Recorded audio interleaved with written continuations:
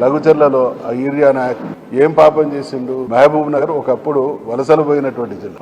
ఆ జిల్లాలో ఈ నీళ్లు వందల సంవత్సరాలుగా అనువైనటువంటి వ్యవసాయం సాగినా సాగకున్నా భూమిని నమ్ముకొని వ్యవసాయం చేసుకున్నటువంటి రైతులు తీరా వాళ్ళకి నీళ్లు వచ్చి పంటలు పండే టైం వచ్చేసరికి వాళ్ళ భూములు లాగేసుకున్నటువంటి దుర్మార్గానికి ఒడిగడితే మీరు చేస్తున్నటువంటి దాడి భూమి మీద కాదు మా జీవితాల మీద అని వాళ్ళు ప్రతిఘటిస్తే వాళ్ళ మీద అక్రమ కేసులు పెట్టడం, జైళ్ల పాలు చేయడం, ఇంత రాక్షసత్వం ఎక్కడ అంటదా?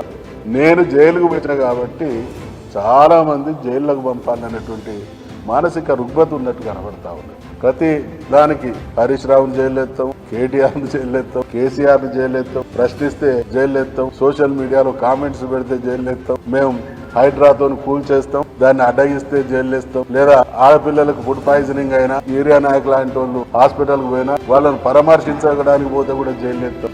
ఇదేం రాక్షసానంతం?